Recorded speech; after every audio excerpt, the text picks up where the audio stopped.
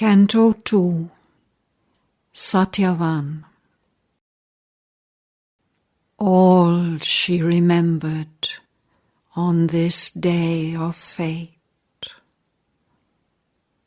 The road that hazarded not the solemn depths, but turned away to flee to human homes. The wilderness with its mighty monotone. The morning like a lustrous seer above. The passion of the summits lost in heaven. The Titan murmur of the endless woods. As if a wicket gate to joy were there, ringed in with voiceless hint and magic sign, upon the margin of an unknown world, reclined the curve of a sun-held recess. Groves with strange flowers like eyes of gazing nymphs peered from their secrecy into open space. Boughs whispering to a constancy of light sheltered a dim and screened felicity. And slowly a supine, inconstant breeze ran like a fleeting sigh of happiness over slumbrous grasses pranked with green and gold. Hidden in the forest's bosom of loneliness, amid the leaves the inmate voices called, sweet like desires enamoured and unseen, cry answering to low, insistent cry. Behind slept emerald dumb remotenesses, haunt of a nature passionate, veiled, denied, to all but her own vision lost and wild.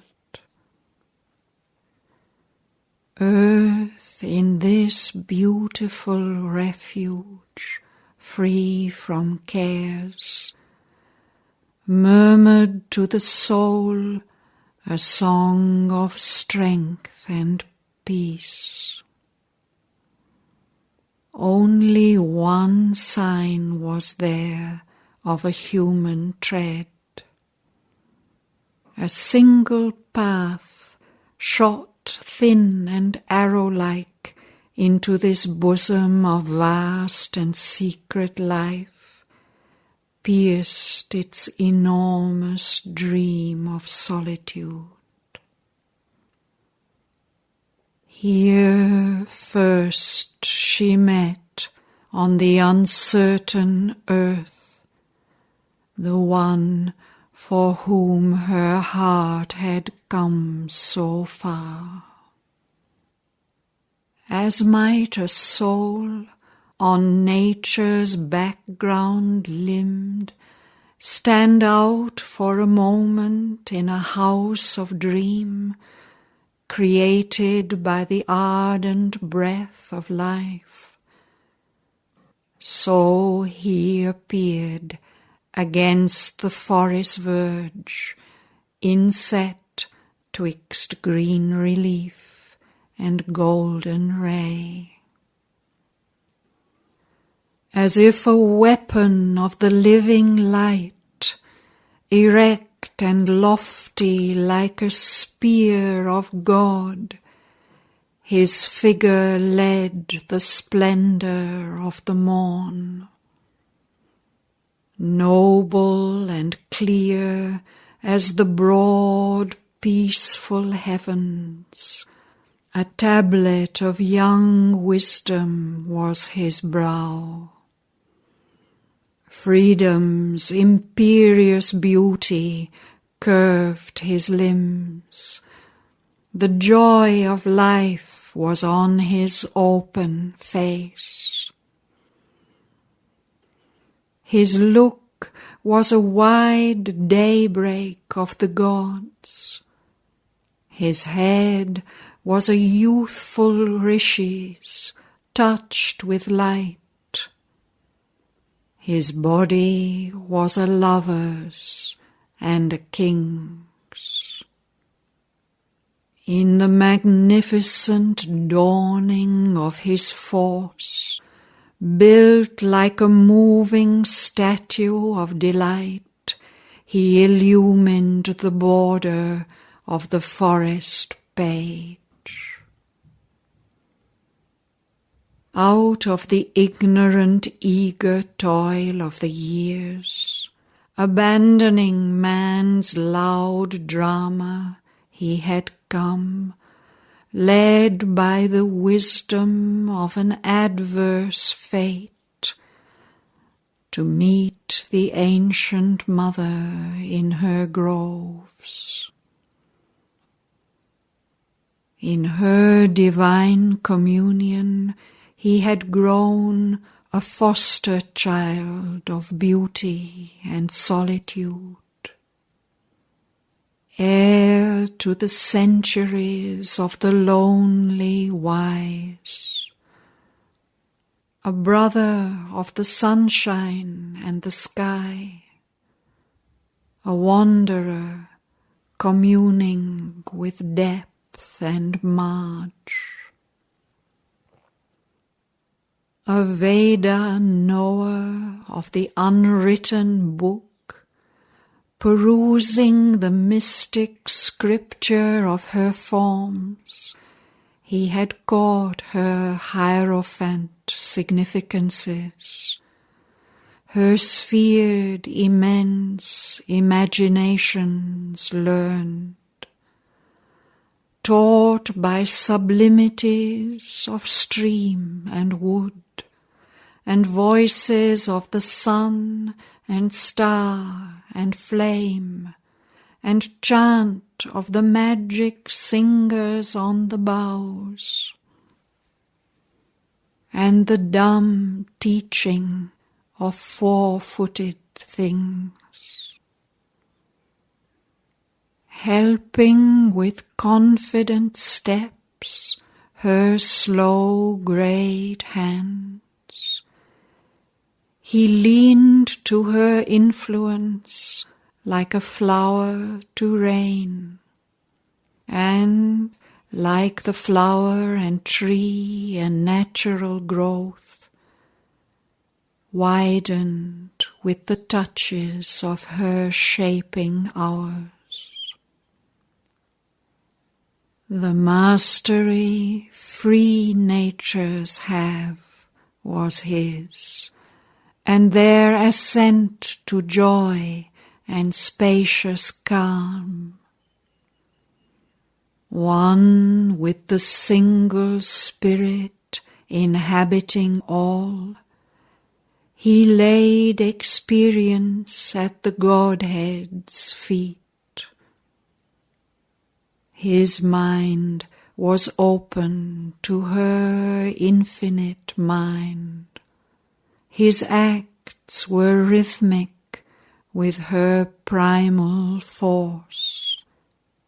He had subdued his mortal thought to hers. That day he had turned from his accustomed paths. For one who, knowing every moment's load, can move in all our studied or careless steps, had laid the spell of destiny on his feet and drawn him to the forest's flowering verge. At first, her glance that took life's million shapes steps impartially to people its treasure house, along with sky and flower and hill and star, dwelt rather on the bright harmonious scene. It saw the green gold of the slumberous sward, the grasses quivering with the slow wind's tread, the branches haunted by the wild bird's call. Awake to nature, vague as yet to life, the eager prisoner from the infinite, the immortal wrestler in its mortal house, its pride, power, passion of a striving God. It saw this image of veiled deity, this thinking master creature of the earth, this last result of the beauty of the stars, but only saw, like fair and common forms, the artist's spirit needs not for its work, and puts aside in memory's shadowy rooms. A look, a turn, decides our ill-poised fate. Thus, in the hour that most concerned her all, wandering unwarned by the slow surface mind, the heedless scout beneath her tenting lids admired indifferent beauty, and cared not to wake her body's spirit to its king. So might she have passed by on chance ignorant roads, missing the call of heaven, losing life's aim. But the God touched in time her conscious soul. Her vision settled, caught, and all was changed. Her mind at first dwelt in ideal dreams, those intimate transmuters of earth's signs that make known things, a hint of unseen spheres, and saw in him the genius of the spot, a symbol figure standing mid earth's scenes, a king of life outlined in delicate air.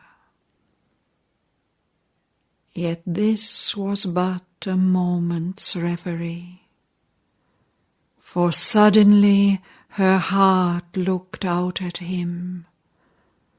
The passionate seeing used thought cannot match, and knew one nearer than its own close strings.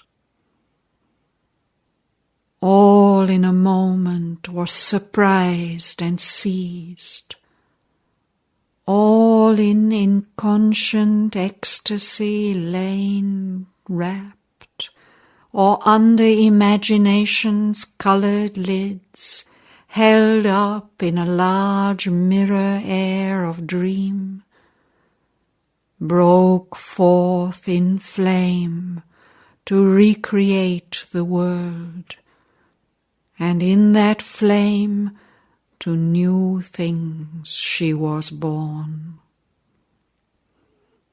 A mystic tumult from her depths arose, hailed, smitten erect like one who dreamed at ease, life ran to gaze from every gate of sense.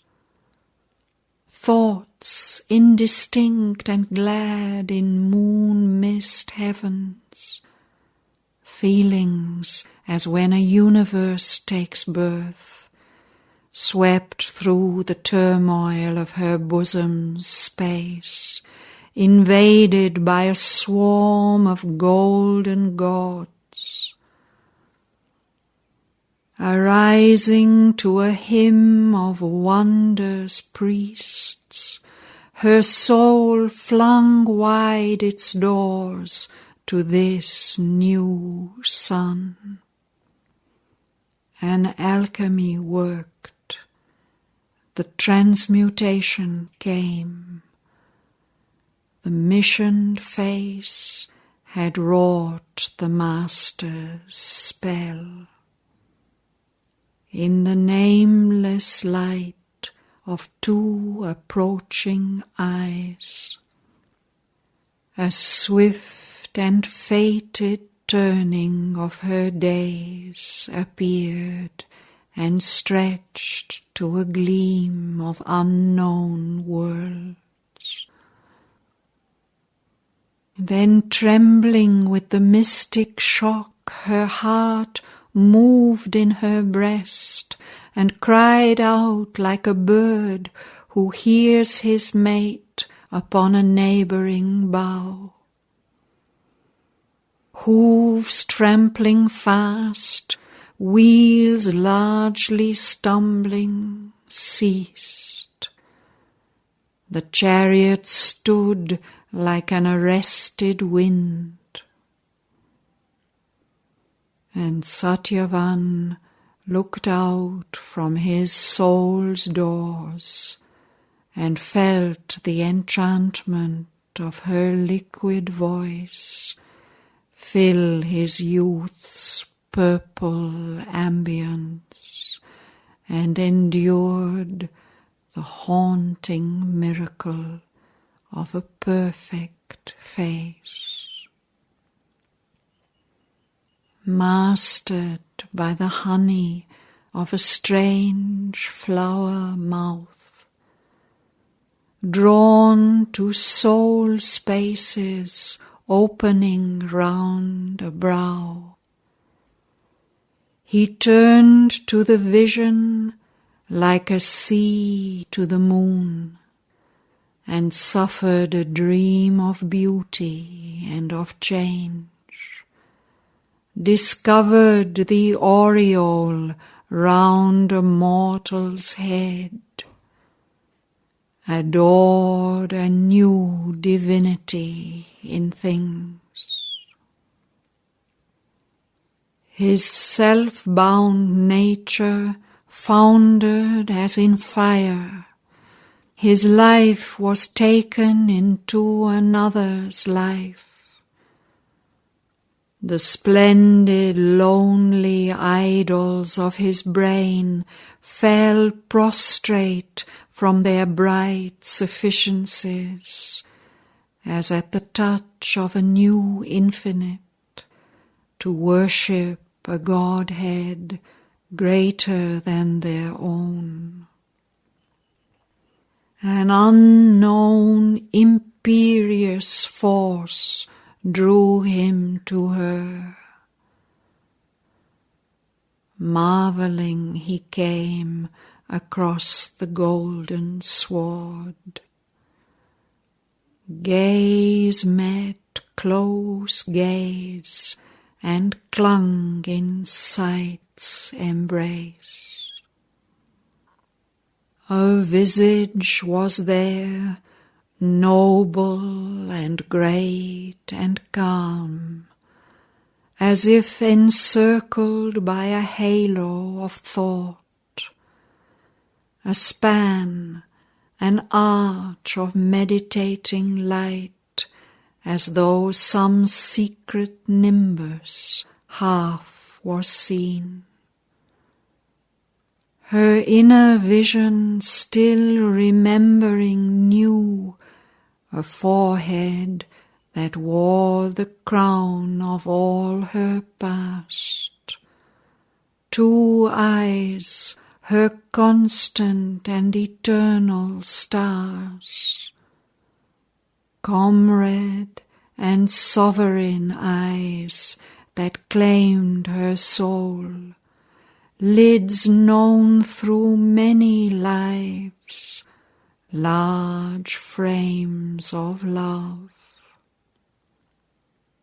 He met in her regard his future's gaze, a promise and a presence and a fire, saw an embodiment of aeonic dreams, a mystery of the rapture for which all yearns in this world of brief mortality, made in material shape his very own.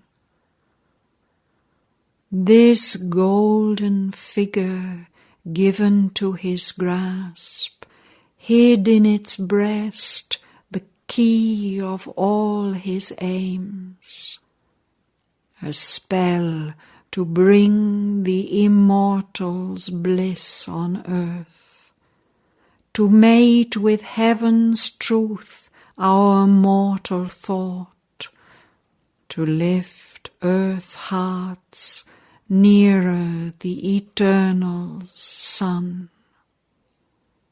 In these great spirits now incarnate here, love brought down power out of eternity to make of life his new undying base.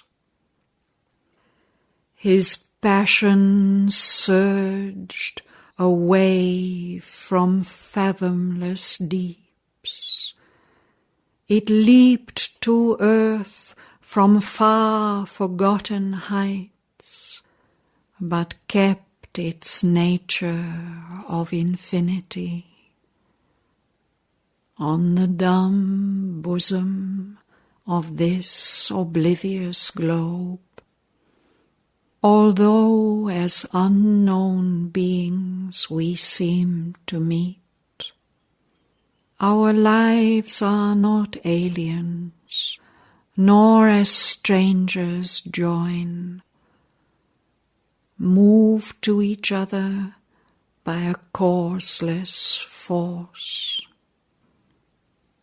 The soul can recognize its answering soul across dividing time, and on life's roads, absorbed, rapt traveller, turning, it recovers familiar splendors in an unknown face, and touched by the warning finger of swift love, it thrills again to an immortal joy, wearing a mortal body for delight.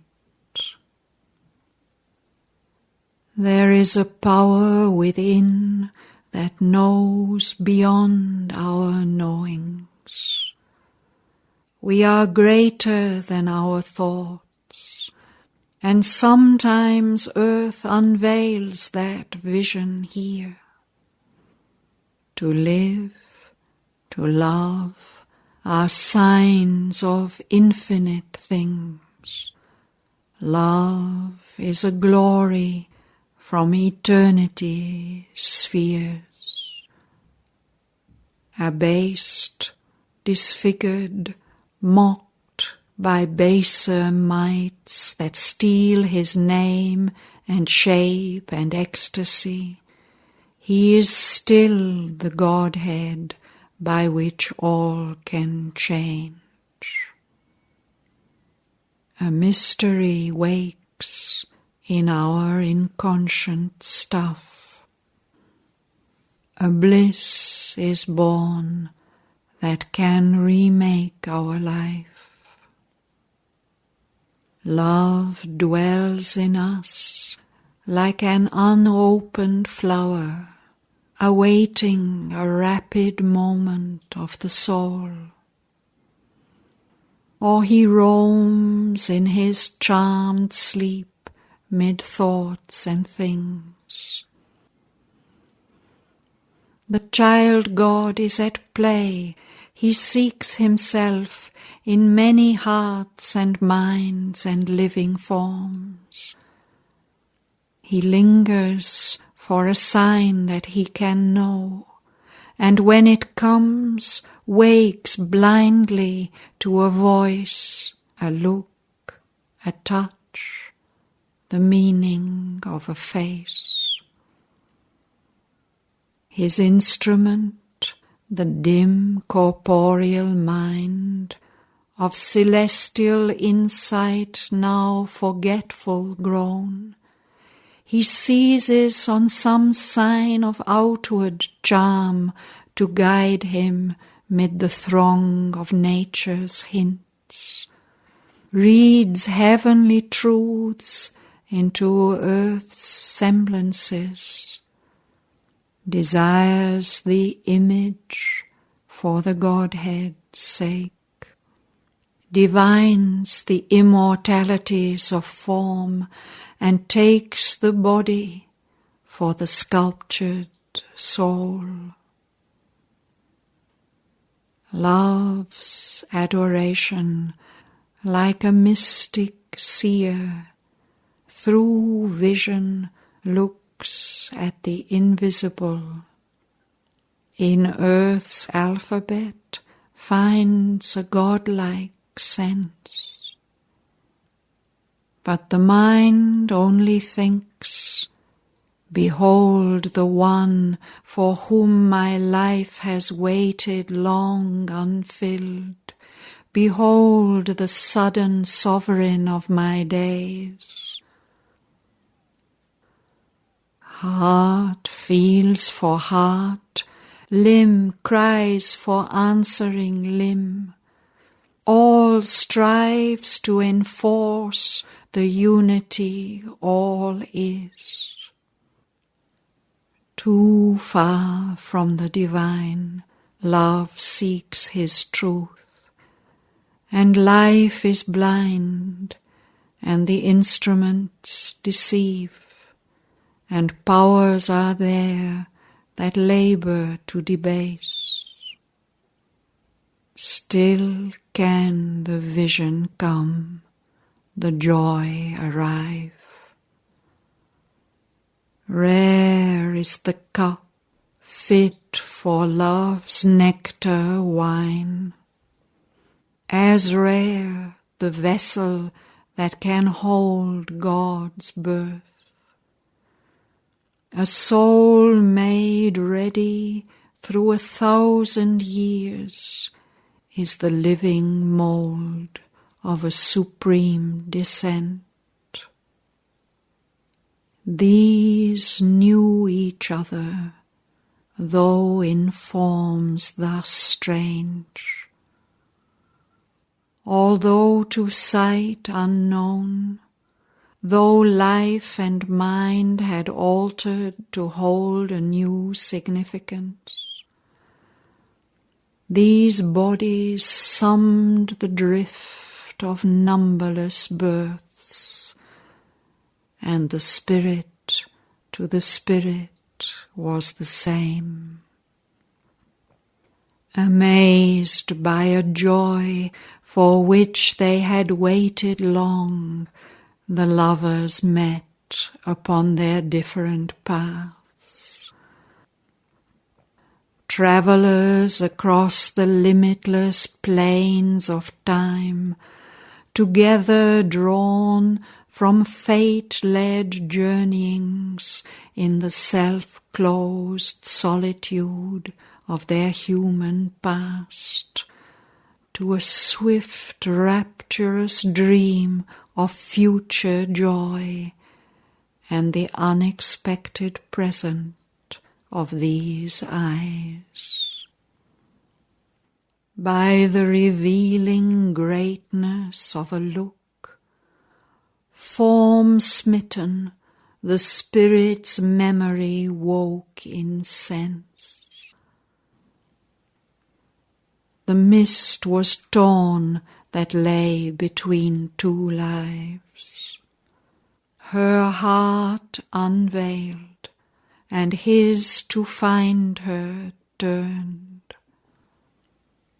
Attracted as in heaven, star by star, they wondered at each other and rejoiced and wove affinity in a silent gaze. A moment passed that was eternity's ray. An hour began, the matrix of new time.